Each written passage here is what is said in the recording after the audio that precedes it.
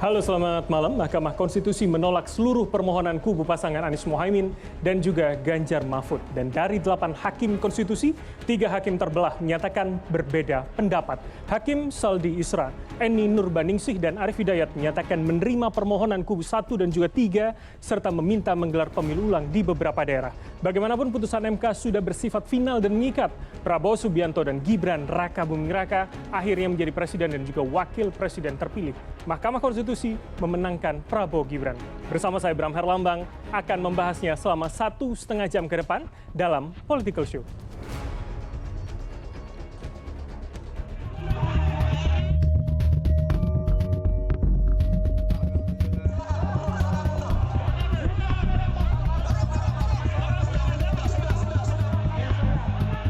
Mahkamah Konstitusi menggelar sidang putusan sengketa Pilpres 2024 Senin 22 April. Sidang putusan dilaksanakan di tengah pro dan kontra massa terhadap Komisi Pemilihan Umum yang menetapkan pasangan Prabowo Gibran sebagai pemenang Pilpres 2024. Kepercayaan publik yang pulih terhadap MK mengiringi sidang putusan. Lembaga Survei Indonesia merilis survei tingkat kepercayaan publik terhadap lembaga negara usai pemilihan umum 2024. Hasilnya, MK menempati posisi keempat di bawah tingkat kepercayaan kepada Presiden, TNI, dan Kejaksaan Agung. Survei dilakukan kepada 1.213 responden dengan margin of error sekitar 2,9%. MK sudah mulai kembali lagi ke tingkat kepercayaan yang lama dari segi urutan, meskipun dari segi angka absolutnya belum. Menurut Jayadi, hal yang cukup menarik adalah responden yang mengikuti sidang sengketa Pilpres 2024 mayoritas percaya bahwa MK akan mengeluarkan putusan sidang yang adil. Atau dengan kata lain, semakin masyarakat mengikuti sidang MK, maka citra positif atau kepercayaan terhadap MK juga tercipta. Keterlibatan publik dalam proses sengketa Pilpres 2024 pun tinggi. Publik ramai-ramai mengajukan diri sebagai amicus curiae atau sahabat pengadilan. Mahkamah Konstitusi telah menerima 47 amicus curiae hingga Jumat lalu. Meski demikian, tidak semua amicus curiae dipertimbangkan Hakim Konstitusi dalam memutus sengketa hasil Pilpres 2024.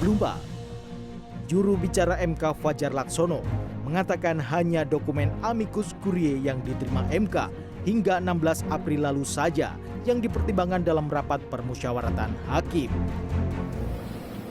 Jadi hari ini sudah tanggal 17 atau besok atau seterusnya itu kita terima, tapi tidak dipertimbangkan. Fajar mengatakan ada 14 amicus curiae yang dibahas oleh MK dalam memutus sengketa hasil Pilpres 2024.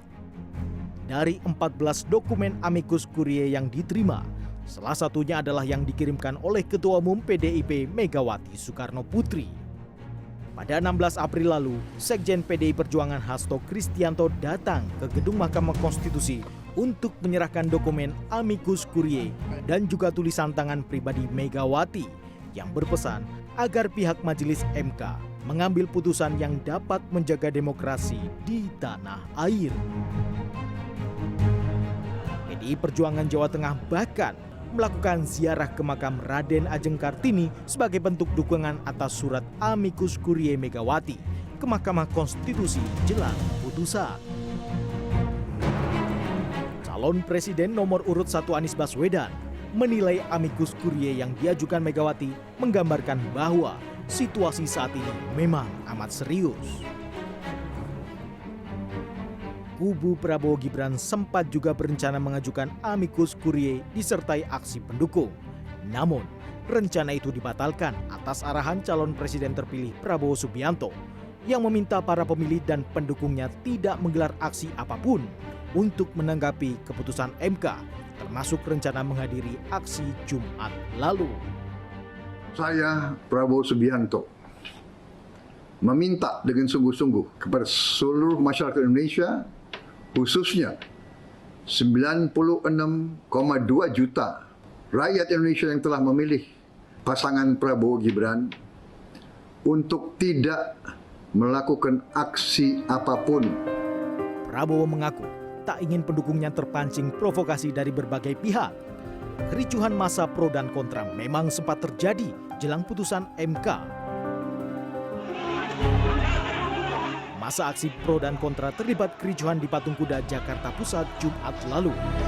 Aksi saling lempar pun tak terelakkan. Sejumlah orang terluka dan dibawa ke mobil ambulan yang sudah siaga. Mantan Wakil Presiden Yusuf Kala meminta semua pihak untuk tetap menerima apapun hasil dari putusan majelis hakim.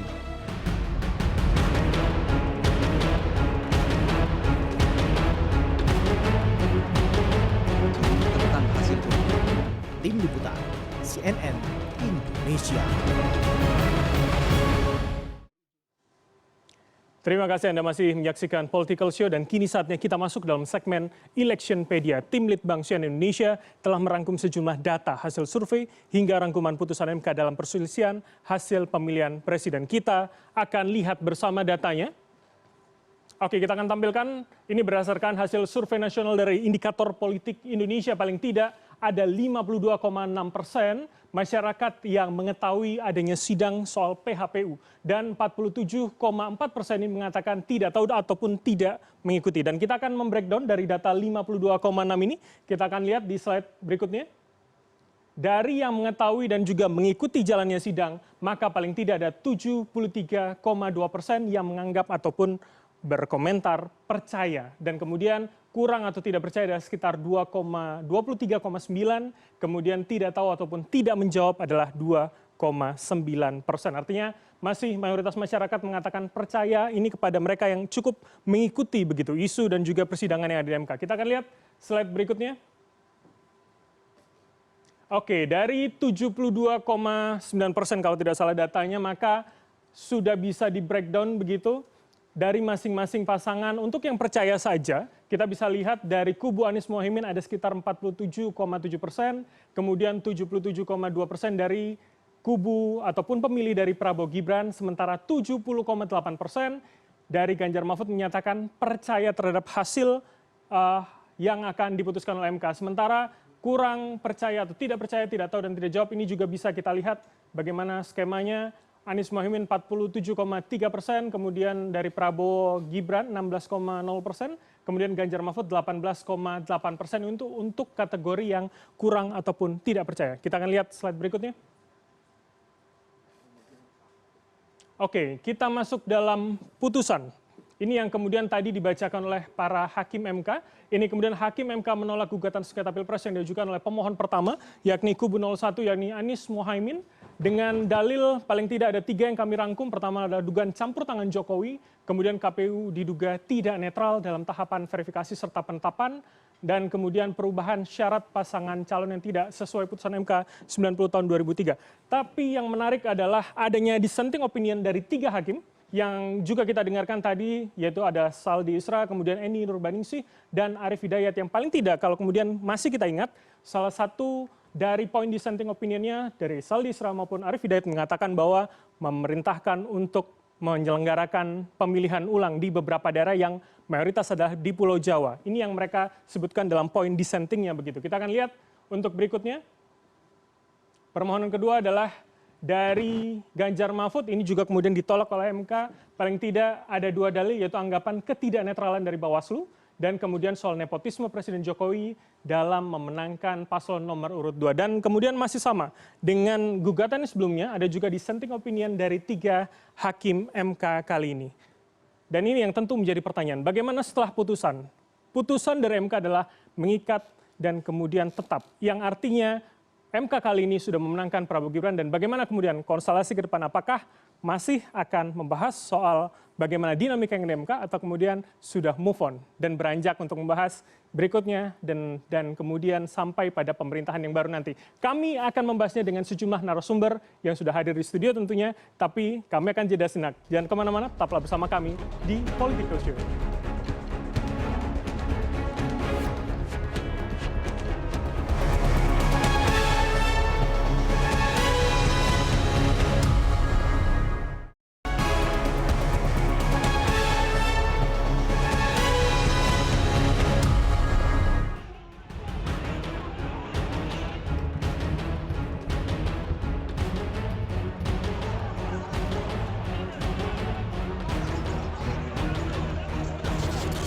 dalam pokok permohonan menolak permohonan pemohon untuk seluruhnya.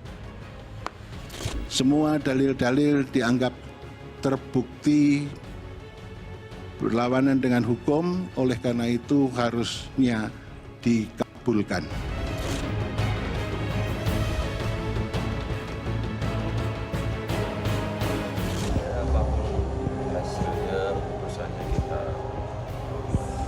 Saya dan Pak Mahfud tinggal hari ini saja, akhir dari sebuah perjalanan. Maka apapun keputusannya kami sepakat dari awal untuk menerima, maka kami terima. Nantinya pemilu Pilpres bukan mencerminkan aspirasi rakyat, tapi mencerminkan aspirasi pemegang kewenangan.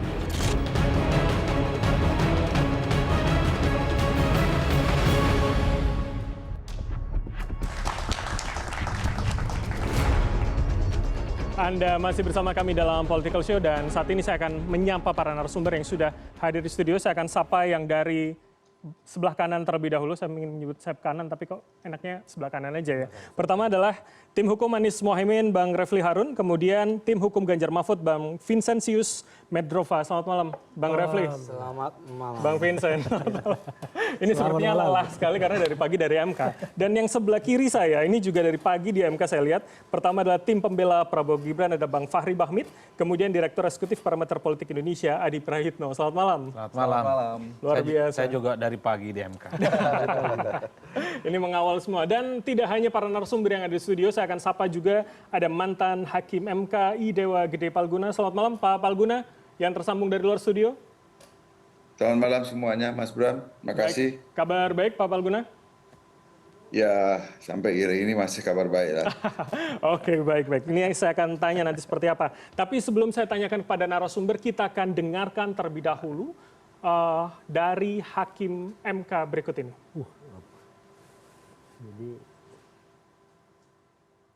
Memiliki kedudukan hukum untuk mengajukan permohonan aku, eksepsi termohon dan eksepsi pihak terkait berkenaan dengan pokok permohonan adalah tidak berlandaskan menurut hukum. Permohonan pemohon tidak berlandaskan menurut hukum untuk seluruhnya. Berdasarkan Undang-Undang Dasar Negara Republik Indonesia tahun 1945, Undang-Undang Nomor 24 tahun 2003 tentang Mahkamah Konstitusi, sebagaimana telah diubah terakhir dengan Undang-Undang Nomor 7 tahun 2020 dan seterusnya dianggap dibacakan, amar putusan mengadili dalam eksepsi, menolak eksepsi termohon dan eksepsi pihak terkait untuk seluruhnya. Dalam pokok permohonan, menolak permohonan pemohon untuk seluruhnya. Dan itu tadi statement dari Ketua MK Soehartoyo. Dan sebelum saya tanyakan tanggapan kepada narasumber, saya akan sapa terlebih dahulu teman-teman dari Badan Eksekutif Mahasiswa Universitas Podomoro. Selamat malam teman-teman. Ya, terima kasih. Nanti saya akan tunggu statement dan pertanyaannya kepada narasumber kita yang ada di studio. Tapi saya langsung saja, saya akan minta tanggapan dari Bang Refli terlebih dahulu. Bang Refli, dengan kemudian permohonan yang kemudian ditolak oleh seluruh hakim MK begitu, tanggapan dari 01 seperti apa Bang? Ya, pertama saya harus koreksi dulu, bukan seluruh hakim MK, 5. 5, karena ada dissenting begitu ya? Oke. 3 yang terima. Saya tadi tidak mau ke sini sebenarnya, tapi karena ada dissenting opinion, nah saya mau ke sini. Ada celahnya. Paling tidak saya bisa mewakili cara berpikir dissentingnya kan, karena itu kan dissenting itu mengabulkan kita ya. Pak Arief mengatakan mengabulkan semua dalil, kemudian Ibu Eni dan Pak Saldi mengatakan mengabulkan dalil soal bansos dan aparat terutama. Nah ini menarik sebenarnya. Ada satu paradigma yang disorongkan Saldi yang menurut saya, kalau tidak pakai cara berpikir Saldi, maka seumur hidup perselisihan hasil pemilihan umum Pilpres ini itu tidak akan pernah dikabulkan karena berat sekali. Untuk kemudian standar yang dipakai kan seperti standar pengadilan negeri dan pengadilan perdata pidana. Sementara kita tahu time frame-nya 14 hari kerja. Kemudian tadi kan ada katakan tidak disertai saksi dan ahli lah. Saksi dan ahli dibatasi 19 orang cuma, nggak boleh lebih dari itu. Dan pemeriksaannya cuma 1 hari. Ketidakleluasan itu ya kemudian? Iya, karena itu menurut saya memang ada persoalan antara hukum acaranya ya dengan kemudian maksud dihadirkannya Mahkamah Konstitusi. Nah, Hakim Saldi Isra itu memberikan jembatan yang menurut saya barangkali perlu untuk pikiran kita ke depan. yaitu dia mengatakan bahwa seharusnya persidangan itu lebih berfungsi memberikan keyakinan kepada hakim, bukan kemudian memeriksa satu demi satu dalil dan alat bukti seperti pengadilan negeri. Sehingga kalau hakim merasa yakin bahwa misalnya bansos itu memang digunakan untuk pemenangan, aparat dikerahkan untuk pemenangan, ya bagi Hakim Saldi Isra kan dia cukup untuk mengatakan bahwa dalil itu terbukti. Dan dia kaitkan dengan maksud dari pemilu yang luber dan jurdil, perintah konstitusi pasal 22E tersebut. Nah, ini menurut saya hal yang sangat menarik, demikian juga Bu Eni dan Arief Hidayat ya. Tetapi saya tadinya berharap dan berpikir ya, kalau patokannya adalah putusan Gibran, saya berpikir yang kita bisa 4-4. Kita berpikir tadi sudah di tangan Pak Soehartoyo, Ketua MK, kemudian Pak Saldi Isra, Wakil Ketua MK, kemudian Hakim paling senior Arief Hidayat. Nah kita bertanya siapa lagi satu hakim untuk mengabulkan permohonan kita. Karena cukup 4 karena ada ketuanya. Ternyata Eni Nurbaningsih, yang tadinya kita anggap kita bisa pro dan kita mengabulkan kita ternyata lari. Jadi secara keseluruhan membuat kubu Anda kecewa begitu? Dengan ternyata 4-4 jadinya 5-3 begitu Bang? Ya kalau kita bicara kecewa ya pasti kecewa. Namanya kalah masa senang ya kan. Tetapi banyak pembelajaran di sini. Hanya saja memang ada aspek-aspek non hukum yang sebenarnya saya selalu mengimajinasikan ya. Apakah ada aspek non hukum? Karena bukan apa. Hal seperti ini nih nanti Pak Palguna ini perlu juga memperhatikan. Udah bocor duluan. Jadi sehari sebelumnya kita udah tahu tuh posisinya 5-3 atau 3-5. Cuma kita tidak persis saja siapa orangnya. Itu informasi yang didapatkan persis seperti ini? Yang 3 adalah 3 nama itu yang Anda dapatkan? Saya tidak mendapatkan 3-5 dengan nama, tetapi hanya menganalisis. Jadi bukan bocor dong Bang, kalau analisa Anda? Loh, kalau dikasih tahu orang kan bocor namanya. Jadi bukan analisa Anda, tapi ada yang kemudian membuat... Yang saya analisis itu adalah siapa saja 3 itu. Ya kan? Tapi 35, Bosman Mardigu ngomong posisi 35. Ini kubu Fahri sudah nonton bareng. Biasanya kalau dia ada informasi kalah nggak mungkin nonton bareng. Tapi ini kan hal-hal meta yuridis yang tentu bukan saya dan Fahri yang menyelesaikannya. Tapi bagi pembelajaran ke depan, menurut saya hal-hal seperti ini nggak apa-apa lah diungkap ya. Saya kalau nggak kecewa, tapi kan bagaimana governance pemilu ini ke depan kita perbaiki. Sebagai contoh misalnya, lucu ketika pertimbangan 5 hakim itu. Kita di putusan dulu Bang, nanti akan mengarah ke sana. Kalau begitu saya ke Bang Vincent, dari kubu 3 yang kemudian juga ditolak, samakah kemudian paling tidak tanggapannya seperti Bang Refli? Ya, pertama-tama ini kan sudah ada putusan, kita sudah mendengar, tentu kita menghargai putusan itu. Kita mengucapkan kepada Prabowo Gibran selamat atas memenangkan Pilpres 2024 dengan komposisi 5-3. Tentu kalau dari aspek itu perdebatan soal di MK kita sudah selesai, tapi ada catatan yang sangat penting di mana dalam persidangan di Mahkamah Konstitusi ini ada hal-hal yang memang sangat baru, terutama berkaitan dengan dissenting opinion ini. Dissenting opinion ini baru saja terjadi di dalam sejarah Mahkamah Konstitusi kita, khususnya berkaitan dengan PHPU Pilpres. Untuk Pilpres ya. Itu statement Pak Mahfud juga tadi begitu ya? Betul, tentu. Kalau kita sebagai seorang advokat ini, sebagai seorang lawyer, ya kita merasa terhormat meskipun kalah dari sisi komposisi suara, tetapi dari sisi value, perjuangan value yang kita perjuangkan, sangat terlihat dengan apa yang sudah disampaikan oleh 3 hakim Mahkamah Konstitusi. Ada pesan penting 3 hal yang perlu kita catat di situ.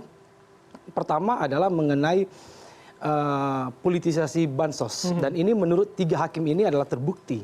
Ya, tentu kalau kita berdasarkan pada politisasi bansos, maka tuduhan ini dialamatkan kepada Presiden Joko Widodo.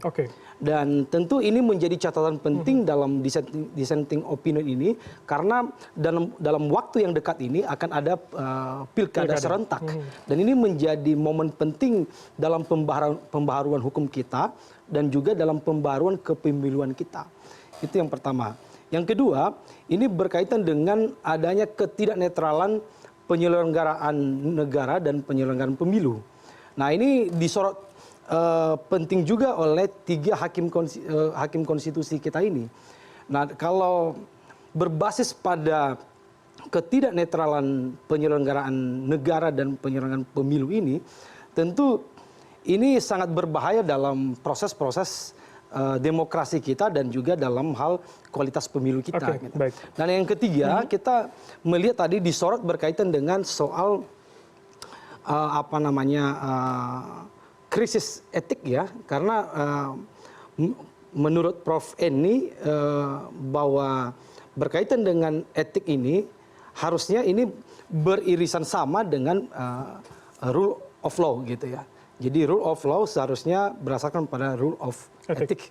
Nah, ini poin penting kita, sebagaimana juga menjadi konsensus bersama kita di dalam reformasi kita berkaitan dengan bagaimana kita berbangsa dan bernegara ini tidak hanya berdasarkan pada hukum, tetapi juga berdasarkan pada etika dan moral. Itu juga poin penting. Yang kemudian juga disampaikan oleh Hakim Arief Hidayat kalau tidak salah. Poin itu ya tadi. Sedikit singkat saja, Bang. Ya, sebenarnya dari putusan MK itu yang didukung oleh 5 hakim, terbukti bahwa Presiden Jokowi melanggar etik sesungguhnya. Betul. Disebutkan. Tetapi karena etika itu bukan hukum dan tidak ada aturannya, maka kemudian MK hanya merekomendasikan ke depan. Baik. Diatur yang begitu-begitu. Kita tahan dulu. Rekomendasi itu nanti kita akan bahas di segmen berikutnya. Kenapa tapi sebelum MK nggak selesaikan di sidangnya sendiri? Mungkin itu menjadi PR untuk berikutnya begitu ya. Tapi sebelum saya tanyakan ke Bang Fahri begitu bagaimana tanggapannya, kita akan dengarkan terlebih dahulu statement dari Hakim Konstitusi Saldi Isra berikut ini. Keyakinan bahwa telah terjadi ketidaknetralan sebagian PJ kepala daerah termasuk perangkat daerah yang menyebabkan pemilu tidak berlangsung secara jujur dan adil. Semua ini bermuara pada tidak terselenggaranya pemilu yang berintegritas. Dengan demikian, dalil pemohon aku beralasan menurut hukum. Menimbang bahwa berdasarkan seluruh pertimbangan hukum di atas, dalil pemohon sepanjang berkenaan dengan politisasi bansos dan mobilisasi aparat atau aparatur negara, penyelenggara negara adalah beralasan menurut hukum. Oleh karena itu, demi menjaga integritas penyelenggaraan pemilu yang jujur dan adil, maka seharusnya Mahkamah memerintahkan untuk melakukan pemungutan suara ulang di beberapa daerah sebagaimana yang disebut dalam pertimbangan hukum di atas. Ya, ini menarik, kalimatnya adalah seharusnya memerintahkan begitu Bang Fahri. Saya minta tanggapan Anda, Bang. Memerintahkan apa maksudnya ini? Pemilihan ulang kan tadi katanya, kalau kemudian hasilnya, tapi ternyata kalah jumlah begitu Bang. Iya. Iya, ini menarik sebenarnya ya. Persidangan ini setelah kita melakukan pencermatan secara mendalam dalam seluruh rangkaian persidangan ini, khususnya untuk hari ini ya, pada saat pembacaan putusan itu, jujur banyak hal-hal baru yang sebenarnya kita simak secara kadang-kadang itu luar biasa juga ya. MK itu melakukan terobosan seperti itu. Misalnya begini, dalam putusan itu sebenarnya banyak rekomendasi perbaikan. Rekomendasi perbaikan itu ada 2 hal yang berkelindang sekaligus. Apakah itu berangkat dari satu fakta yang salah, ataukah berangkat dari satu keadaan yang memang tidak terjangkau oleh hukum? Itu pertanyaan hipotesanya seperti itu. Nah, kalau menurut hemat saya setelah kita melakukan pendalaman ya, mencermati setiap kata, bahasa, diksi yang dipakai dalam pertimbangan-pertimbangan hakim tadi, reasoning yang dibangun oleh hakim itu, saya berkesimpulan bahwa sebenarnya ada aspek yang tidak teratur, ada yang tidak terjangkau oleh rules yang ada saat ini. Misalnya ada dalil dalam permohonan pemohon itu bahwa ada misalnya pemerintahan ya atau lembaga kepresidenan Jokowi itu melanggar atau diduga melanggar TAP MPR nomor 11 2008 tentang penyelenggaraan negara yang bebas KKN dan seterusnya, atau penyelenggaraan negara yang berpegang kepada etik bernegara gitu kan. Nah sekarang kalau itu yang terjadi atau kalau itu situasinya, kira-kira Mahkamah Konstitusi harus merumuskan putusan atau mengadilinya dengan cara apa? Sedangkan itu paradigmanya adalah paradigma etik. Paradigma etik itu makanya ini sangat bersesuaian dengan misalnya hasil riset, hasil penelitian, bahkan juga Prof. Jimli sudah mengungkapkan awal-awal bahwa memang bangsa ini membutuhkan satu peradilan etik. Peradilan etik ini untuk apa? Untuk menjembatani soal-soal yang memang tidak terjangkau oleh hukum. Misalnya oleh hukum pemilu, oleh undang-undang MK, oleh konstitusi dan segala macam. Jadi tidak mungkin kita memaksa MK untuk Anda tolong untuk mengadili soal-soal yang berkaitan dengan pelanggaran etik. Itu sangat luar biasa abstraknya itu. Bagaimana kira-kira saya bisa membayangkan bahwa lembaga peradilan Mahkamah Konstitusi yang memang mandatnya itu spesifik untuk mengadili hukum. Jadi maksud Anda ini salah sasaran kemudian dalilnya? Bukan salah sasaran, MK menganggap bahwa ada fenomena itu. Tetapi kalau itu mau ditimpakan kepada Mahkamah Konstitusi, Mahkamah bilang jangan ke saya dong. Ya kan? Jangan misalnya pembentuk undang-undang itu ya tidak ada political will untuk bagaimana mengatur, bagaimana mengarrange kembali ya pengaturan atau hal-hal yang berkaitan dengan seperti itu. Tapi seolah-olah mahkamah ini menjadi tempat keranjang sampah untuk mengurai soal-soal seperti itu. Menarik. Saya tahan di situ. Nah, ini yang tidak boleh sebenarnya. Sehingga dalam putusan itu sendiri ada corak rekomendasi gitu. Makanya putusan tadi itu mengcover hal-hal yang sifatnya faktual, ada juga hal-hal yang bersifat rekomendatif untuk apa? Perbaikan tata kelola pemilu. Dimintakan kepada pembentuk undang-undang untuk misalnya mengamandemen kembali undang-undang pemilu untuk diperbaiki sebagaimana mestinya. Artinya dissenting tadi akan menjadi lebih pas itu. Enggak, saya nggak ngomong dissenting dulu. Saya ngomong putusan utuh dulu ya. Saya belum ngomong dissenting. Jadi putusan utuhnya seperti itu, bukan dissenting. Dalam putusan yang 5 orang hakim itu rekomendasinya seperti itu. Satu, pembentuk undang-undang untuk harus memperbaiki undang-undang pemilu sepanjang berkaitan dengan tata kelola pemilu yang lebih tepat sasaran, katakanlah seperti itu. Yang kedua, penyelenggara pemilu dalam hal ini KPU juga harus memperbaiki performa, katakanlah seperti itu, tata kelola yang baik, yang adaptatif dan seterusnya dan seterusnya. Kemudian Bawaslu juga dimintakan untuk memperbaiki tata kelola pelaksanaan pemilu agar barangkali setiap rekomendasi yang dilahirkan itu berangkat dari satu kajian yang terukur, yang kredibel dan seterusnya. Karena mahkamah menangkap bahwa ada fenomena seperti ini tapi tidak kompatibel dengan kekuasaan dan kewenangan yang ada pada mereka. Karena salah satunya adalah, poin pentingnya adalah adanya semacam vakum reh, adanya satu kekosongan hukum. Sehingga dengan demikian MK mengatakan ke depan itu harus perbaiki ini berangkat dari sini. Itu positifnya seperti itu kira-kira. Jadi dengan demikian saya anggap bahwa putusan ini sangat prospektif dalam rangka untuk meletakkan pada bagaimana mendesain ulang atau bagaimana membangun desain tata kelola pemilu yang lebih kredibel dan tentunya memastikan keadilan dan kepastian itu betul-betul terjaga. Saya minta tanggapan Bang Refli. Jadi artinya ini akan bersifat rekomendasi yang kemudian tadi dikeluhkan ya Mahkamah Konstitusi bukan keranjang sampah begitu Bang? Ya kita udah bosan dengan yang begitu itu. Kita frankly speaking ya. Karena setiap putusan MK selalu kasih petata petiti ke depannya begini begitu. Sejak 2004 begitu. Setiap PHPU begitu? Iya, ada Pilpres ya 2004, 2009, 2014, 2019. Menurut saya ya MK pastikan saja apakah sebuah tuntutan atau permohonan itu yang didalilkan itu melanggar konstitusi atau tidak. Kan MK the guardian of the constitution sesungguhnya. Jadi sebenarnya kalau kita memaksakan untuk misalnya menyidangkan dengan basis hanya undang-undang saja, ya itu seperti Hakim Saldi dikatakan, ya bisa gagal kita. Karena walaupun misalnya undang-undang itu dibuat selengkap-lengkapnya, selalu ada loopholes, selalu ada celah untuk kekosongan tadi ya. Kalau seandainya MK terjebak pada hal-hal teknikal seperti itu, maka fungsi MK sebagai pengawal konstitusi, the guardian of the constitution, hilang nantinya. Padahal MK sejak awal mengatakan apakah sebuah fenomena itu, pelanggaran tersebut sudah mengganggu asas-asas pemilu yang jujur dan adil atau tidak, atau luber jurdil. Jadi pertanyaannya melengkapi kekosongan tadi atau kemudian ada kemauan untuk lebih melakukan MK kembali pada hitanya sebagai the guardian of the constitution, sebagai pengawal konstitusi. MK harus tegas bahwa masalah yang diajukan kepadanya itu kalau dia aspeknya kualitatif kan begitu kan, ada kuantitatif ada kualitatif. Kualitatif apakah ini berkualitas sebagai pelanggaran konstitusi atau tidak? Ya kan? Kalau dia kuantitatif berkualitas sebagai angka yang memang signifikan atau tidak. Jadi tegas. Nah MK kan dalam putusan hari ini dia menegaskan bahwa dia tidak hanya angka-angka hitungan. Dia hanya mengembalikan apa yang sudah dia putuskan sejak 2004 yang kemudian di-challenge oleh 02, seolah-olah MK nggak boleh angka-angka. MK mengatakan kami punya kewenangan itu, makanya eksepsi ditolak.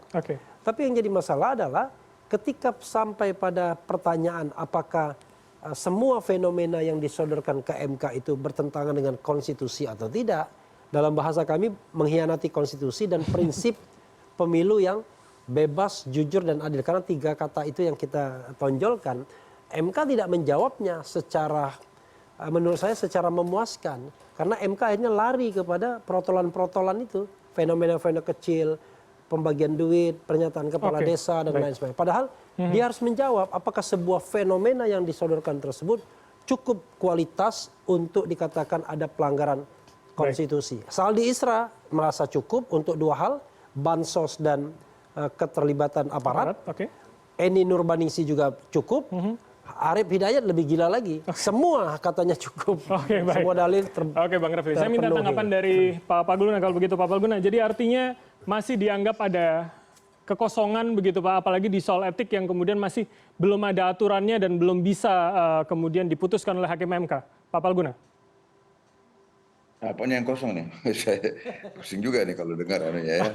Gini, sebenarnya tadi Refli sudah memulai dengan pernyataan yang bagus. Ini kan ada gap antara apa yang dimaui, katakanlah oleh para pemohon, dengan hukum acara. Kalau memang Mahkamah Konstitusi misalnya katakanlah memang dikehendaki untuk menjadi the guardian of the Constitution, sebagaimana yang disampaikan oleh Refli tadi. Pertanyaan yang paling inti kan, cukupkah kalau untuk fungsi yang fundamental itu diberikan waktu penyelesaian 14 hari? Kan impossible itu.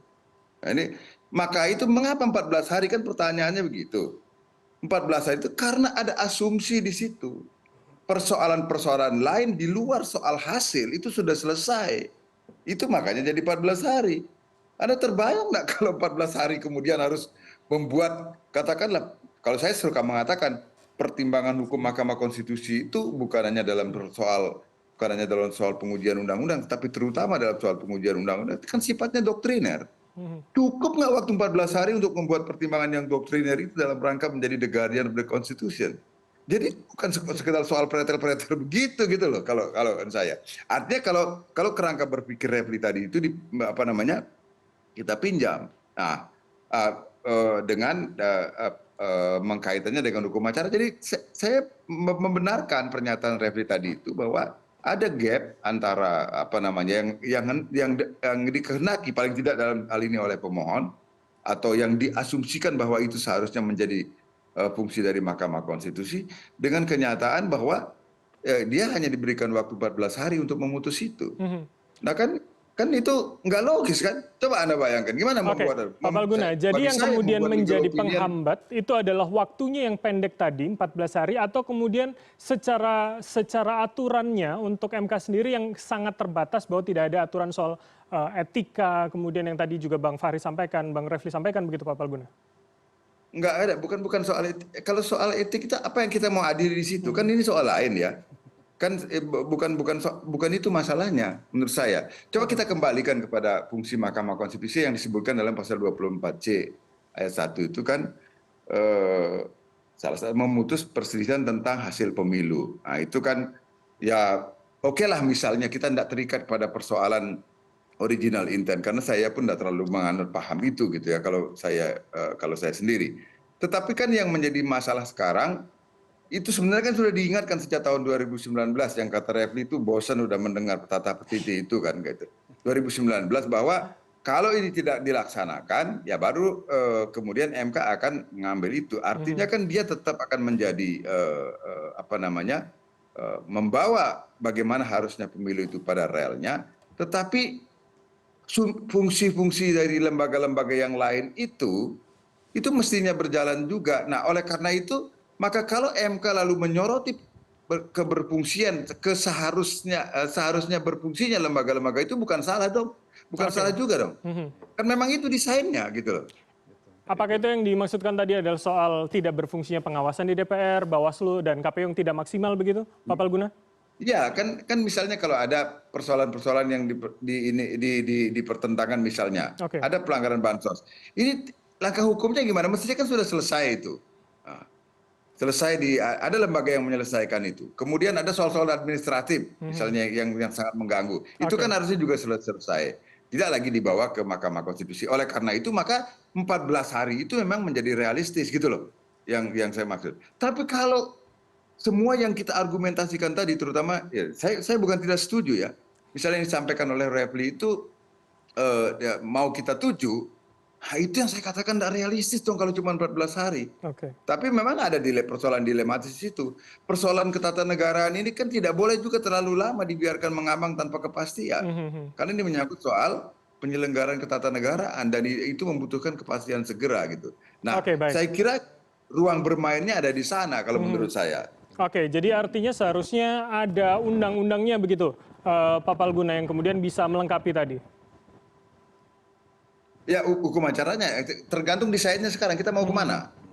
Kalau kita maunya memang MK tidak hanya ya seperti yang sering diplesetkan mahkamah kalkulator gitu ya. Kalau memang tidak mau seperti itu, ya harus ada desain ulang dong. Masa cuma 14 hari gitu. Baik. Oke. Nah itu kan faktanya seperti itu. Tapi kalau memang asumsinya tetap seperti tadi bahwa ada lembaga-lembaga lain yang menyelesaikan masalah-masalah itu sehingga di MK tinggal persoalan hasil, maka 14 hari itu menjadi realistis. Gitu. Baik, Oke, itu akan menjadi pertanyaan juga ke Mas Adi begitu ya. Kalau kemudian tadi dikatakan yang tidak berjalan maksimal, salah satunya adalah legislatif karena pengawasannya tidak maksimal, secara aturan juga legislatif yang seharusnya mengeluarkan aturan itu, artinya menurut Anda bisakah kemudian mengingat hari ini saja, ini konstelasinya langsung berubah gitu setelah putusan MK keluar? Tapi jangan langsung jawab Mas Adi, karena kita akan jeda senak. Pemirsa tetaplah bersama kami di Political Show.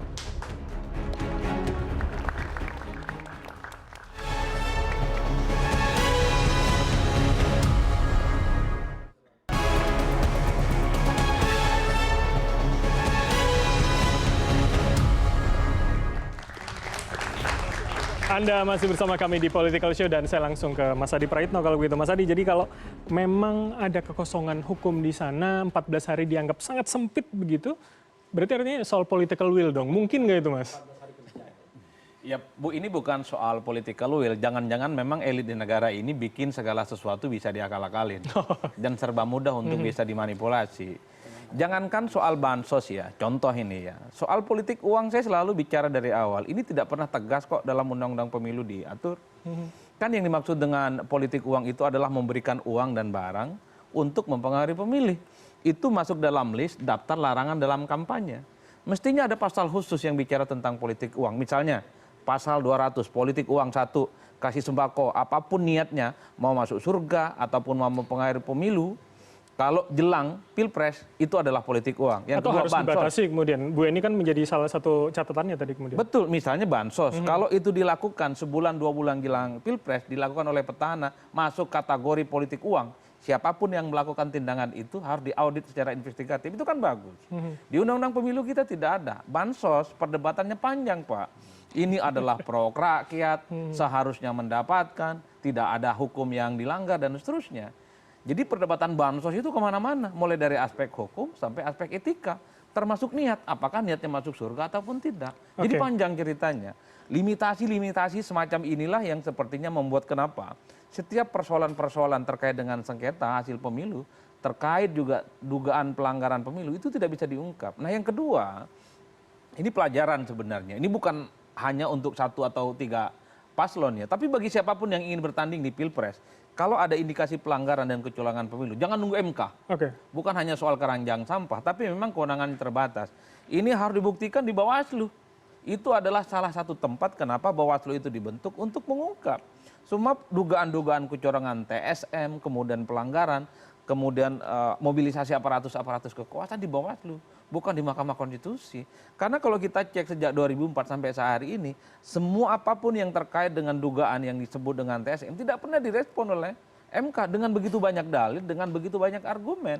Saya ingat 2019 yang lalu ketika kubu Prabowo dan Sandi menggugat kubunya Jokowi Maruf Amin, pertama yang digugat Citung ditolak. Nggak ada persoalan kok dengan Citung. Yang digugat misalnya karena wajah Jokowi dan Maruf Amin muncul di anak perusahaan BUMN, ditolak. Karena sering muncul juga di media-media mainstream, ditolak. Berarti artinya kalau mundur dari itu ya pengawasan dari legislatif begitu, Bang? Ya minimal Bawaslu itu diperkuat. Dan jangan hanya menunggu bola itu datang dan dilaporkan. Kan per hari ini orang melihat Bawaslu ini kan layak mutu wilayah ya. Ada tapi kelihatan tidak ada. Sekalipun ada laporan jelas-jelas itu bagian dari politik uang, menggerakkan kekuatan politik, tapi itu kan itu tidak ditindak. Oke, baik. Ada saat kampanye, ada orang ngasih susu, ngasih sembako, itu bukan politik uang, coba kau bayangkan. Ini kan ngeri, Pak. Itu jelas-jelas tujuannya adalah dapat simpati, disukai oleh rakyat. Dan kemudian dia berharap nanti akan dipilih. Dan ini akan terulang di 2029. Dan ini potensial bisa dilakukan oleh siapapun. Limitasi-limitasi semacam inilah yang sepertinya kita harapkan dalam setiap pemilu bisa diungkap. Sampai kiamat sekalipun kalau model klausul regulasinya semacam ini akan agak sulit. Pun tadi Pak Saldi mengatakan kita tahu bersama ada asapnya tapi titik apinya tidak ketahuan begitu. Bahkan jauh lebih ekstrim, Pak. Ini ibarat mencari jarum dalam tumpukan jerami. Soal pemilu jujur yang adil itu, menurut saya itu cukup mewakili bahasa-bahasa yang kecewa, karena Mahkamah Konstitusi misalnya tidak mengungkap begitu detail persoalan dugaan indikasi-indikasi kecurangan itu. Oleh karena itu bagi saya memang kalau kita selalu berharap MK itu per hari ini diharapkan akan mampu memberikan expose, mengungkap segala dugaan agak rumit. Karena MK itu separuh dari gugatan 1 dan 3 adalah institusi yang paling banyak digugat dan paling banyak disebut, Pak. Kan tidak mungkin MK itu akan mengoreksi dan mengutuk dirinya sendiri. Itu saja kuncinya. Oke, tapi sebelum lanjut kita akan dengarkan terlebih dahulu. Kami punya statement dari Hakim Konstitusi Arief Hidayat. Kita akan dengarkan bersama berikut ini. Semua dalil-dalil dianggap terbukti berlawanan dengan hukum, oleh karena itu harusnya dikabulkan.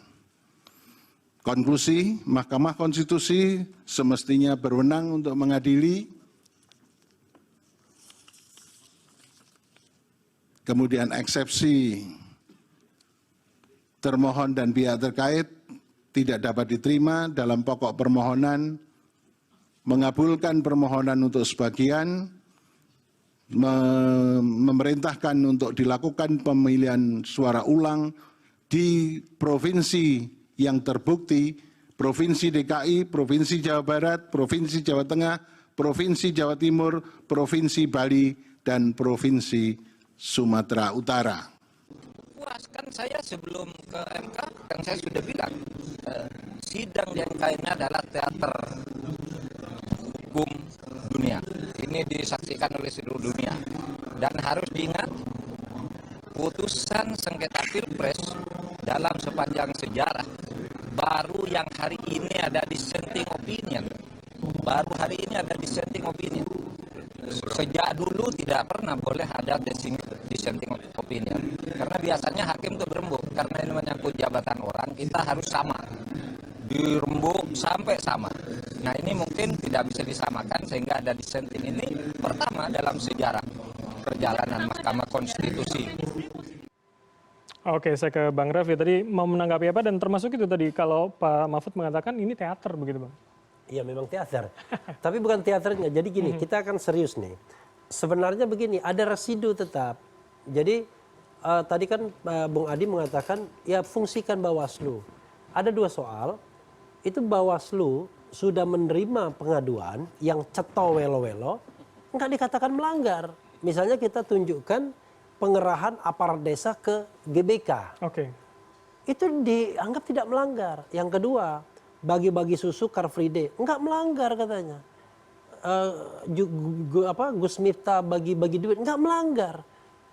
Kok kita lemah sekali dalam hal investigatif hanya untuk menggunakan sedikit logika bahwa itu kaitannya pemilu semua. Enggak ada orang kasih charity tiba-tiba kasih uang dalam musim pemilu kalau tidak ada kaitannya dengan money politik. Itu satu. Nah yang kedua adalah kalaupun itu ditindak, itu kan yang ditindak orangnya, ya kan? Tapi kan damage-nya itu kan bisa membuat pemilu itu tidak jujur dan tidak adil. Orang bagi-bagi duit di banyak tempat misalnya, bagi-bagi bansos di banyak tempat. Kita bisa saja melakukan pendekatan pidana pemilu, yaitu yang bagi bansos, bagi money politik dihukum, Apakah selesai untuk pemilu yang jujur dan adil? Kan tidak. Karena damage-nya, dampaknya, kerusakannya kan sudah terjadi. Dan nggak bisa kita rehabilitasi. Nah itu pertanyaannya ketidakjelian tadi atau apa? Ya tidak jeli saya kira MK-nya. Kecuali kalau angka. Kalau misalnya dia nyurangi angka, bisa diselesaikan di tahap di bawah Mahkamah Konstitusi. Balikin angkanya. Tapi kalau yang money politics dampaknya, kemudian bansos dan lain sebagainya, orangnya bisa dihukum, tapi dampaknya sudah kemana-mana. Oke. Oke. Bagaimana kalau yang terlibat itu kekuasaan istana misalnya? Berani nggak kira-kira Bawaslu? Atau adequate nggak? Siap nggak? Cukup nggak kemampuan dan kekuatan Bawaslu untuk memproses itu sebagai kuasi peradilan misalnya? Oke, baik. Nggak bisa. Karena itu menurut saya memang residunya tetap harus banyak. Tetap banyak ketika harus dibawa ke Mahkamah Konstitusi dengan judul bahwa sudah terjadi pelanggaran konstitusi yang serius. Nah, menurut saya ke depan MK harus tegas. Kalau Anda bawa ke MK bukan lagi yang protolan begitu, tapi isu-isu konstitusionalitas apa yang Anda mau bawa yang tidak mungkin bisa diselesaikan oleh Bawaslu, tetapi kami yang akan menyelesaikannya. Termasuk tadi dampak dari bansos, dampak dari money politik. Orangnya silakan penjarakan, MK kan tidak memenjarakan orang.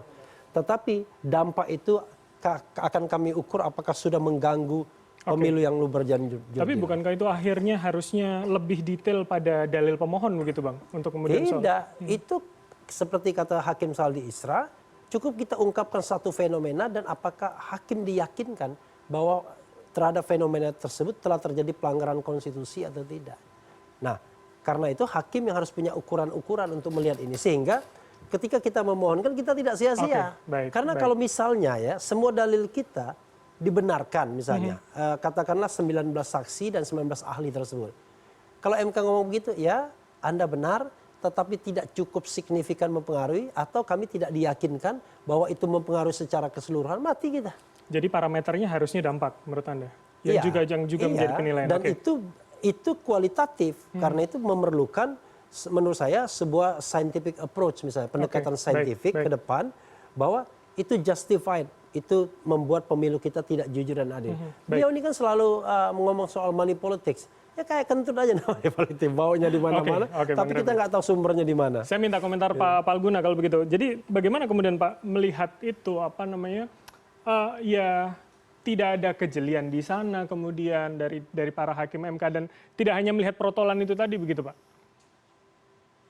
Ya kan problemnya itu kembali ke tadi itu, ke pertanyaan Refri di awal itu. Memang desain MK ini kalau dalam perselisihan tentang hasil pemilu itu mau jadi apa? Kalau memang mau digerakkan ke arah benar-benar sebagai seperti yang diidealkan tadi itu, menjaga konstitusionalitas pemilu seperti yang juga sudah didalilkan pada waktu tahun 2019. Nah, itu kan nggak cukup hanya dengan kita membicarakan persoalannya dari sudut pandang misalnya kekosongan aturan dan sebagainya. Itu desainnya besar loh itu yang dibutuhkan itu. Karena itu menyangkut perubahan cara berpikir. Bukan hanya perubahan cara berpikir hakimnya, tetapi terutama cara berpikir hakimnya dan cara berpikir pembentuk undang-undangnya. Serta keseluruhan fundamen untuk pemilu itu maunya apa gitu dengan keberadaan MK di situ itu. Karena sekali lagi, kalau desain awalnya itu kan kadang berangkat dari asumsi itu tadi. Semua lembaga penyelenggara yang lain itu diberikan kekuatan untuk menangani soal-soal lain. Sehingga ketika di MK, tinggal waktunya sebentar lagi kalau memang masih ada persisian soal hasil, itu last resort-nya dari di MK. Jadi jangan lupa, desain awalnya MK itu adalah last resort gitu loh. Penyelesaian yang di awal itulah yang penting sesungguhnya. Tapi ini kan diterbalik cara berpikirnya. MK-nya itu bukan menjadi ultimum remedium, tetapi menjadi primum remedium gitu loh. Menjadi yang utama. Karena nanti, udahlah di sini dikatakanlah, saya menggunakan bahasa yang agak awam gitu. Di lembaga ini bolehlah kita selesaikan anggap tidak terbukti dan sebagainya. Toh nanti akan diselesaikan di akhir di MK. Kan itu yang disebut sebagai keranjang sampah tadi itu. Padahal kan desainnya bukan begitu, terbalik secara berpikirnya gitu loh. Jadi, kalau memang kita sekarang mau kembali ke cara berpikir yang terbalik itu dimurnikan ya, memang tidak suka atau tidak suka seperti disampaikan oleh Mas Adi Prayitno tadi, kelembagaan yang lain diberikan kekuatan yang lebih kuat. Tapi kan tidak cukup sampai di situ. Ada problem pengisian jabatannya mengikuti prinsip meritokrasi enggak gitu kan. Artinya orang yang punya guts enggak di situ, bukan hanya ketika sudah diberikan kewenangan yang besar tapi dia juga tidak mempunyai keberanian melaksanakan, kan percuma juga.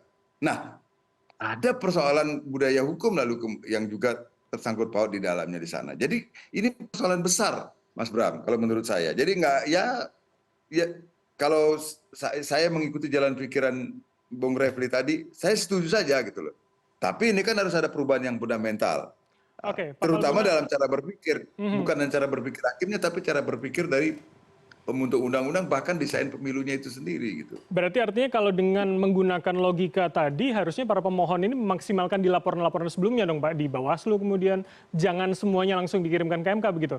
Saya nggak sedang menyoroti pemohon, saya sedang menyoroti sistem pemilu kita. Itu loh. Sehingga pemohon itu justru nanti diringankan.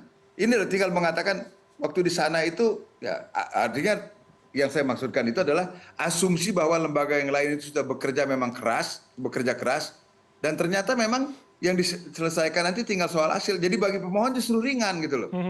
Bukan kemudian pemohon dibebani hal-hal yang berat seperti itu. Karena tugas penyelesaian dari soal-soal yang sebelumnya sebelum residu yang ke MK itu harusnya sudah selesai di depan. Kan desainnya seperti itu. Nah, menurut saya desain inilah yang belum maksimal sampai sekarang.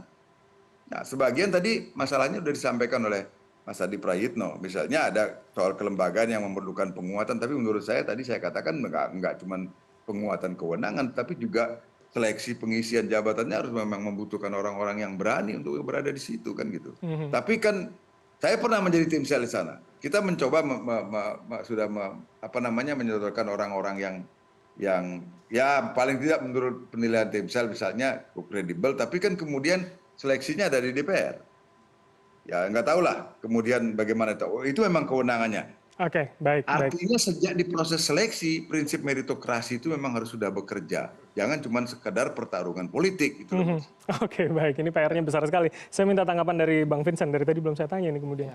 Bang Vincent, jadi menurut Anda itu yang membuat ketidakleluasaan begitu dalam keputusan? Ya, saya pikir memang tadi juga disorot oleh Pak Palguna, ini mengenai ruang pembuktian yang diberikan kepada para pihak sebetulnya. Ya 14 hari itu terus terang itu tidak cukup untuk membuktikan apalagi yang berkaitan dengan terstruktur, sistematis dan masif. Tapi ini kan hukum acara kita yang ada ya, dan kita berupaya untuk semampu mungkin menghadirkan bukti-bukti yang bisa meyakinkan hakim. Sekalipun memang ya tadi 14 hari itu sangat tidak cukup, apalagi kalau dalam konteks bukti saja kita hanya diberikan waktu 1 hari gitu ya, dan dibatasin 19 orang. Ini memang problem. Sedangkan kalau kita lihat tadi dalam putusan Mahkamah Konstitusi, ini jelas mengatakan bahwa mengenai proses dalam pemilu ini menjadi kewenangan daripada Mahkamah Konstitusi. Oleh karena itu, eksepsi dari pihak terkait dan pihak termohon ini ditolak oleh Majelis Hakim Konstitusi. Ini menarik. Kalau memang Mahkamah Konstitusi memiliki posisi di mana berwenang memeriksa dan memutus dari proses sampai perolehan hasil pemilu, maka menjadi relevan apa yang disampaikan oleh Prof. Saldi bahwa sepertinya kita harus mengevaluasi berkaitan dengan ruang pembuktian yang diberikan kepada para pihak ini. Nah, ini menarik karena di sana ada pertarungan antara kuantitatif dan kualitatif. Nah, ini mana yang bisa kita lakukan untuk meyakinkan hakim? Kita hanya diberikan 19 orang, itu pun sudah masuk saksi fakta dan saksi ahli, gitu ya. Nah, oleh karena itu makanya sejak awal kami kuasa hukum Ganjar Mahfud itu ini mendorong satu paradigma yang memang sudah berkembang di Mahkamah Konstitusi itu, yaitu paradigma judicial activism. Nah, ini antara kalau kita lihat tadi komposisi putusan itu, ini ada 2 paradigma, judicial activism dan judicial restraint. Antara paradigma konservatif dan paradigma progresif. Nah, kalau kita lihat di dalam argumentasi hakim 5 orang ini, ya kami menganggap bahwa ini sangat konservatif sekali, sangat dogmatis, sangat formalistik dan sangat legalistik. Seharusnya kita membutuhkan satu pemikiran yang progresif terhadap persoalan-persoalan kepemiluan kita, karena memang situasi pemilu 2024 ini terus terang kita harus jujur bahwa bukan situasi yang sama dengan 2019 atau 2014 dan sebelumnya gitu. Itulah kenapa kemudian oleh Mahkamah Konstitusi merasa perlu melakukan satu terobosan, yaitu memanggil dan meminta keterangan 4 menteri dan 1 DKPP. Termasuk soal tadi PSU di 5 provinsi tadi, betul. Terobosan buat Anda? Sangat terobosan karena terus terang kami dari kuasa hukum Ganjar Mahfud ini bahkan belum yakin bahwa ada dissenting opinion terhadap putusan Mahkamah Konstitusi. Kenapa tidak yakin? Karena memang belum pernah terjadi dalam sejarah Mahkamah Konstitusi kita. Kalau Bang Refli tadi kan 4-4, kalau tim Anda sudah memperkirakan berapa? Tentu kalau kami optimis bahwa itu akan menang. Setidak-tidaknya ada 4 hakim yang mendukung dalil kami. Dan sebetulnya kalau kita lihat dari sisi komposisi tadi, ya Prabowo Gibran ini sebetulnya menang hanya satu suara saja sebetulnya gitu ya. Kalau dilihat dari komposisi, karena kami 3 dan yang menolak atau memenangkan Prabowo Gibran ini kan 5 gitu. Ini tapi terlepas daripada itu, apa yang menjadi catatan dari hakim Mahkamah Konstitusi, terutama dissenting opinion ini benar-benar membuka cakrawala berpikir kita terhadap kepemiluan kita. Ini sangat bagus karena dianggap banyak kekosongan atau banyak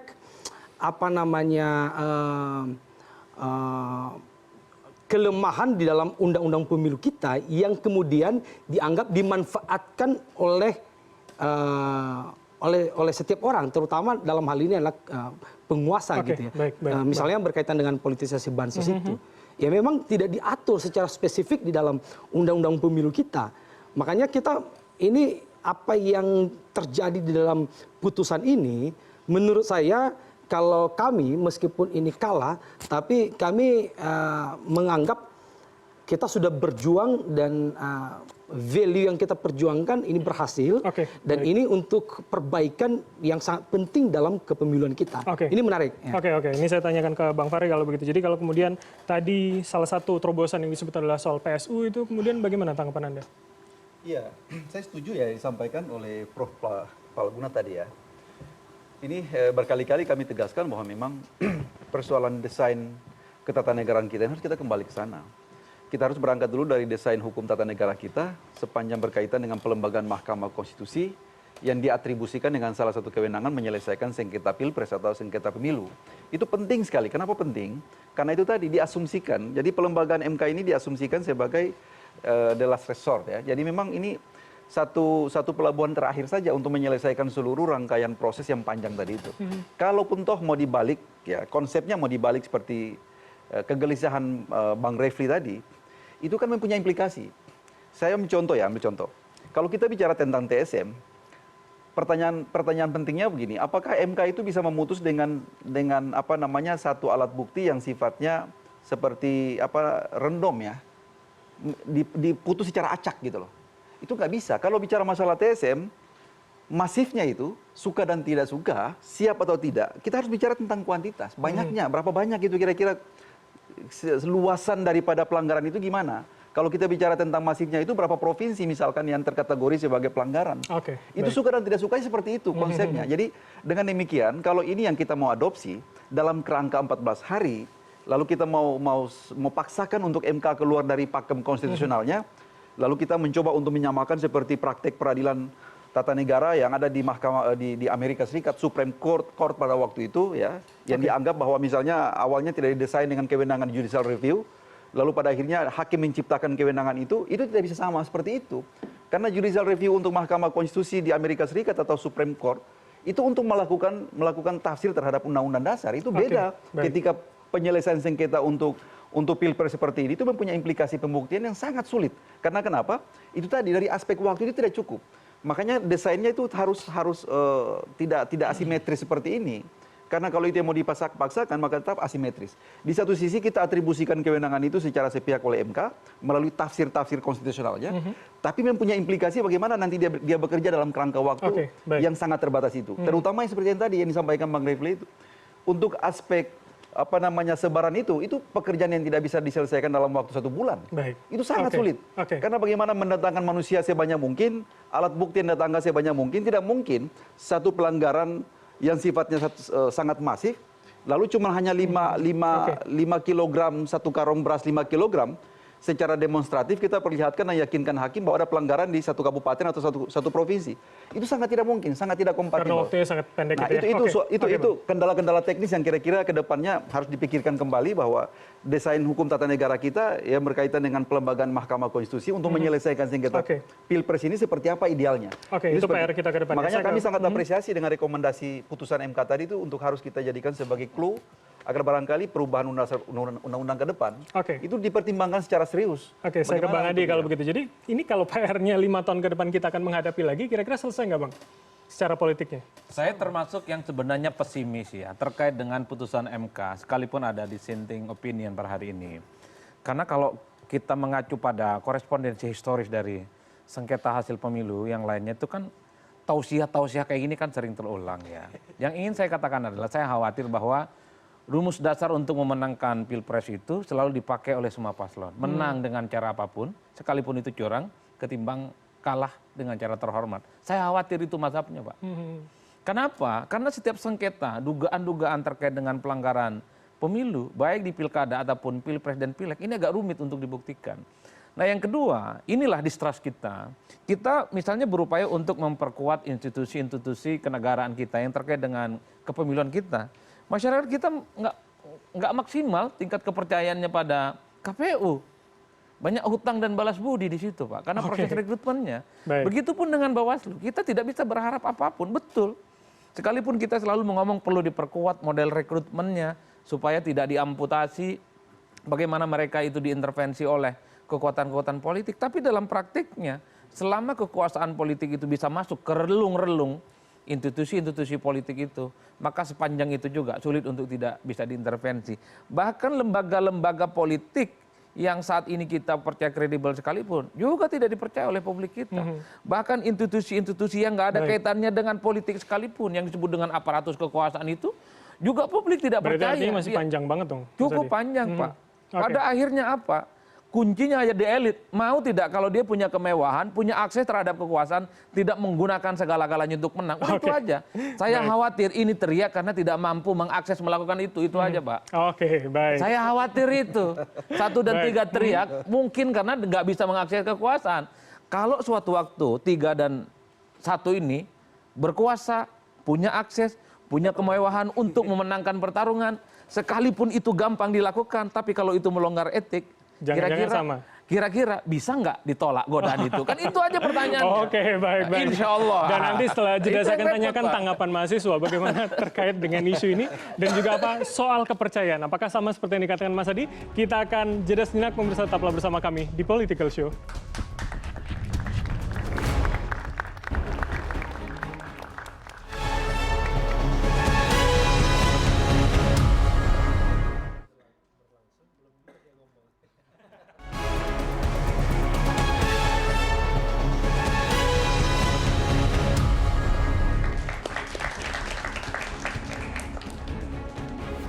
Anda masih bersama kami di Political Show dan pada segmen ini saya akan persilakan pada teman-teman mahasiswa dari BEM Universitas Podomoro untuk bertanya kepada narasumber yang sudah hadir. Ini sudah ada 2 mahasiswa, pertama Stella dan juga William. Saya persilakan pertama. Halo, selamat malam. Nama saya Stella Natania. Saya dari kampus Podomoro University. Saya dari anggota BEM di bagian personal development atau pengembangan diri. Izin bertanya, menurut Bapak-Bapak sekalian, apakah pengimplementasian prosedur hukum itu dalam memutuskan putusan itu sudah sesuai dengan prosedur di MK? Terima kasih Stella. Silakan pada William. Ya, selamat malam Bapak-Bapak sekalian. Perkenalkan saya William Jonathan sebagai Presiden Badan Eksekutif Mahasiswa dari Podomoro University. Izin menanyakan kepada Bapak-Bapak sekalian, kira-kira dengan keputusan MK pada hari ini, apakah itu akan memberikan arahan baru ke depannya terkait interpretasi hukum kita terhadap konstitusi di Pilpres mendatang? Cukup sekian. Terima kasih. Boleh minta tepuk tangan untuk teman-teman. Ada Stella Natania dan juga William Jonathan. Saya akan langsung persilakan, tapi saya ingin ke Bang Vincent terlebih dahulu untuk menjawab 2 pertanyaan itu, Bang. Singkat saja. Oke, kalau pertanyaan tadi, apakah sudah sesuai dengan aturan yang ada? Kurang lebih seperti itu ya. Hakim memutus PHPU Pilpres 2024 ini. Kalau dari pandangan kami, tentu kami lebih sependapat dengan dissenting opinion yang disampaikan oleh 3 hakim Mahkamah Konstitusi. Dan memang dalam sejarah PHPU Pilpres kita ini belum pernah terjadi berkaitan dengan dissenting opinion. Nah, kalau kita berbasis pada apakah itu sesuai aturan atau tidak sesuai aturan, tentu di dalam Mahkamah Konstitusi sendiri memiliki banyak paradigma ya. Tadi saya sudah jelaskan sebelumnya bahwa ada paradigma yang judicial activism dan ada paradigma yang judicial restraint. Nah, ini tergantung hakimnya mau menerapkan yang mana paradigma, apakah hanya sebatas pada dogmatis, formalistik, legalistik. Nah, ini tergantung pada hakimnya itu sendiri. Oke. Nah, itu yang pertama. Yang kedua, tadi apa pertanyaannya? Ke depan, Pilpres ke depan. Apakah yang terjadi hari ini bisa diimplementasikan? Tentu dengan adanya dissenting opinion, maka kita punya harapan baru terhadap arah pembaruan hukum ke depan, terutama dalam pembaruan kepemiluan kita. Ini menarik ya, apa yang telah disorotin oleh 3 hakim Mahkamah Konstitusi itu untuk merubah tatanan kepemiluan kita dan juga tatanan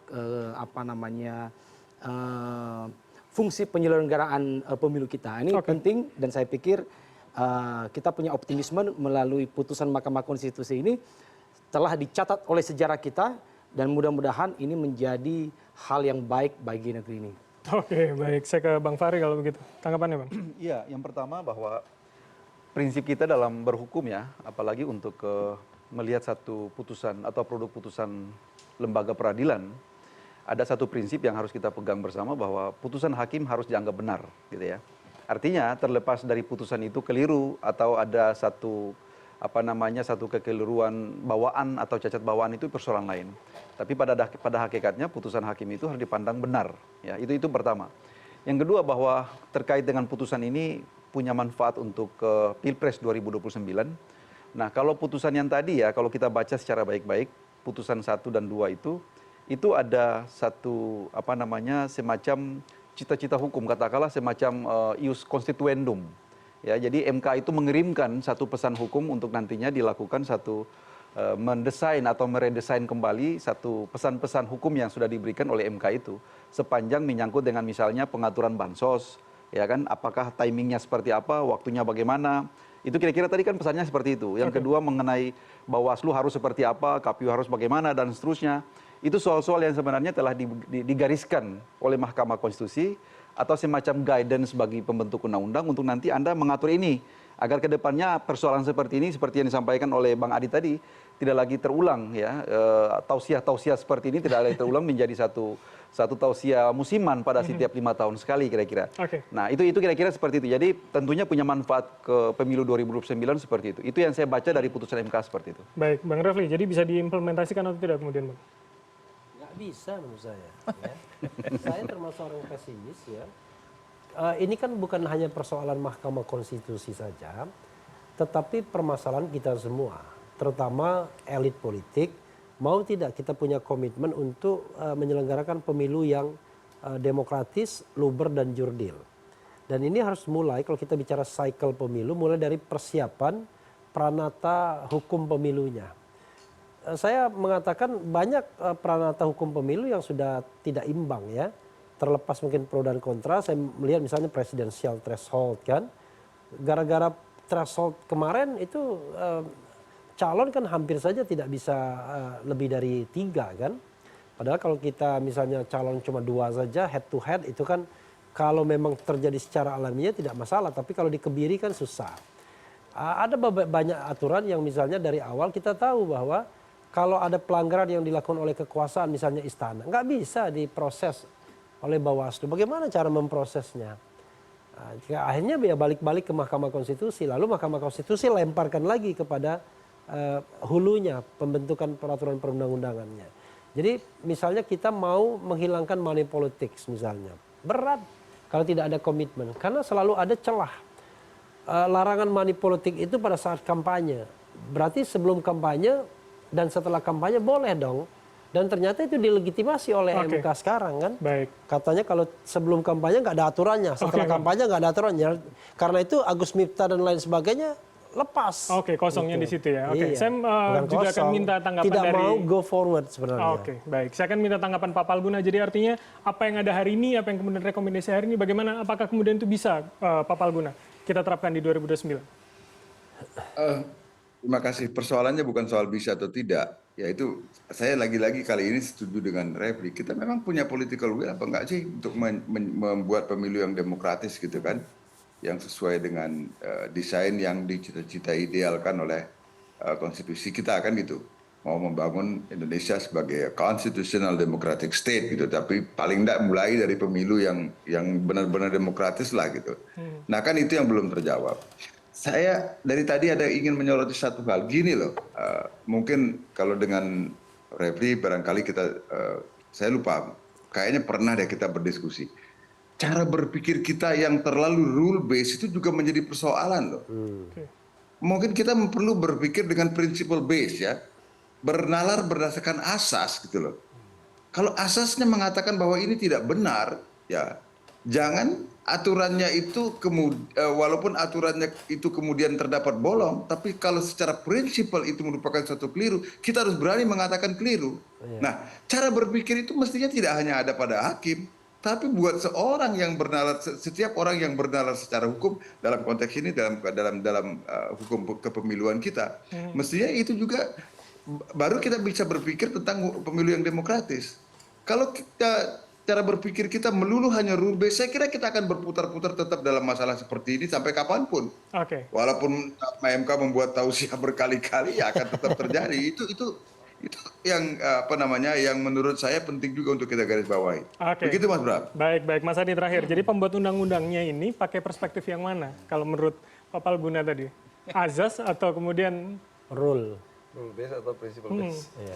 Ya tergantung posisinya cara menjawabnya. Bagi kubu pemenang ini tentu sesuai dengan rule, tapi bagi yang kalah ini tidak sesuai dengan rule. Karena MK itu hanya menjadi mahkamah kalkulator. Kan gitu aja ceritanya Pak. Jadi sebagus apapun argumen-argumen yang disampaikan oleh hakim MK, sepanjang itu juga akan ditolak. Apalagi ada 3 hakim yang menyatakan berbeda sikapnya. Ini kan menebalkan bahwa hasil Pilpres di 2024 ini tidak baik-baik saja. Ada luka, ada cacat yang menjadi noda, siapapun yang menang jadi presiden, siapapun yang menang jadi pileg, ini adalah hasil dari dugaan-dugaan yang disebut dengan ada indikasi kecurangan yang dilakukan secara terstruktur, sistematis, dan masif. Saya khawatir olok-olok ini akan panjang. Saya ingat persis ketika 2014, 2019, ketika Prabowo kalah sebagai kandidat presiden, kan pendukungnya mengolok-olok bahwa Jokowi itu dihasilkan dari proses politik yang itu dilakukan secara curang. Bahkan 2019 juga. Tapi sayangnya olok-olok itu nggak berlangsung lama. Karena Prabowo langsung berkoalisi dengan Pak Jokowi. Jadi ini secara tidak langsung mengamini bahwa Jokowi hasil Pilpres 2019 juga dilakukan secara jujur, adil, dan transparan. Saya khawatir orang yang mengolok-olok hasil pemilu di 2024 tak butuh waktu lama untuk menjadi bagian di dalamnya. Jadi cemooh, caci maki, kritik keras itu hilang dan sirna. Hanya dibarter dengan konsesi kekuasaan yang sesaat. Saya khawatir Pak. Oke, berarti artinya kita harus melihat itu ke depan. Kalau kesini, insya Allah enggak. Kita akan lihat beberapa hari ke depan. Saya janji di depan Adi Praitno aja deh kalau dia pada curiga. Tapi Anda, kubu Anda? Hah? Itu kan Anda, kubu Anda? Saya. Oke, baik. Baik, setelah jeda kami akan tampilkan komika untuk melihat bagaimana kemudian dari perspektif stand up comedian. Kita akan jeda sejenak, pemirsa, tetaplah bersama kami di Political Show.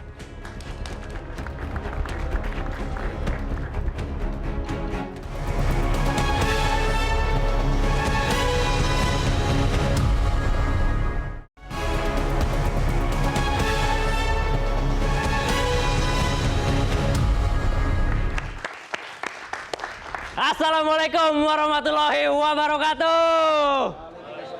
Tepuk tangan dong untuk kita semua. Gila, di Political Show kita kali ini kita kedatangan tamu yang luar biasa. Kita kedatangan Abang Fahri Bamit, perwakilan dari tim Prabowo Gibran. Dari tim Presiden Wakil Presiden 2004 ya? 2024. Betul. Jadi saya sejujurnya cukup salut sama Pak Prabowo ini. Karena menurut saya ini adalah tahunnya Pak Prabowo. Beliau menang Pilpres 1 putaran, berhasil juga menang gugatan MK, cuman kalah dalam menjaga demokrasi kayaknya Pak ya. Iya, kayaknya kalahnya di situ. Cuma nggak apa-apa, karena kita kedatangan tamu yang lebih luar biasa lagi, itu ada Abang Refli Harun, perwakilan dari Timnas Amin.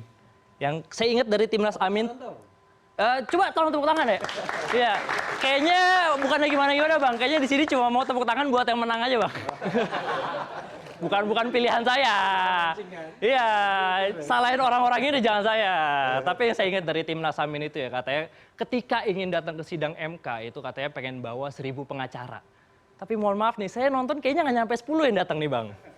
Iya, kemana 90 lainnya? Apa diculik sebelah apa gimana nih? Oh nggak boleh masuk. Oh nggak boleh masuk. Tapi jangan-jangan deh, jangan-jangan itu alasannya kenapa banyak gugatan Timnas Amin yang ditolak MK. Karena mungkin pengacaranya kurang banyak. Bayangin kalau beneran ada 1000 pengacara yang datang. Itu saya yakin MK pasti bakal sumpek. Bakal sumpek banget, rame, penuh gitu. Tapi dari semua itu ya, menurut saya cukup salut dengan Timnas Amin ini. Karena menurut saya Timnas Amin ini mirip dengan Timnas Indonesia. Sama-sama punya pemimpin yang bagus, sama-sama punya tim yang solid. Cuma bedanya kalau Timnas Indonesia habis menang, kalau Timnas Amin habis kalah. Ya lumayan. Ya, saran dari saya nih buat Timnas Amin ya, daripada bawa 1000 pengacara, mending bawa Sintayong deh. Ya, dan sekarang kan hari ini itu hasilnya keluar tuh, sidang MK putusannya memenangkan Prabowo Gibran. Dan saya nggak kaget, karena menurut saya itu nggak aneh. Justru menurut saya yang aneh itu adalah orang-orang yang masih berharap MK bakal mengabulkan permintaan mereka. Itu menurut saya yang aneh. Maksudnya ya lihat aja yang meloloskan Gibran untuk masuk ke pemilu kan MK. Kok masih percaya? Itu kan. Itu ibaratnya kayak kalian dengar Manchester United bilang tahun ini bakal juara. Jangan dipercaya itu, jangan dipercaya. Karena ya banyak hal yang aneh lah. Salah satu yang aneh itu adalah ada salah satu hakim yang bilang kalau pencalonan Gibran itu bukan tindakan nepotisme Jokowi. Banyak yang marah tuh. Kok bisa begitu? Menurut saya itu juga nggak aneh. Orang-orang ini mungkin lupa kalau ini Indonesia. Iya. Orang tua masukin anak buat kerja itu biasa. Nggak usah terlalu dilebih-lebihin deh. Ordal itu ya budaya kita teman-teman. Iya, orang dalam, mau masuk PNS harus ada orang dalam. Mau masuk karyawan BUMN harus ada orang dalam. Bahkan mau jadi orang dalam aja harus ada orang dalam loh. Itu budaya kita, jadi nggak usah dianggap pusing, nggak usah dianggap ribet. Udah terima aja. Dan ternyata ya saya juga baru sadar Pilpres ini tuh efeknya banyak banget. Salah satu efeknya itu adalah ke ekonomi juga. Saya baru baca berita tadi kalau ketika saham IHSG lagi turun, lagi loyo, ada suatu anomali, yaitu adalah saham-saham dari circle-nya Prabowo Gibran justru malah cuan sebelum putusan pemilu di MK. Nah, sebelum putusan. Sudah tahu hasilnya berarti? Udah cuan. Itu masalahnya, sebelum putusan udah cuan. Gimana habis putusan ini? Ini pasti cuan banget. Gimana pas udah pelantikan nanti? Makin cuan lagi. Gimana pas ntar minta 3 periode? Makin cuan lagi pasti. Jadi nggak usah terlalu dibawa pusing. Dan dari sini saya juga ngambil kesimpulan gitu. Karena ternyata ya, saya baru sadar cara buat kaya itu bukan beli rumah. Bukan beli emas, tapi gabung circle penguasa, teman-teman. Ya, itu cara cuan paling cepat. Terima kasih, saya Duto Triaji. Sampai jumpa.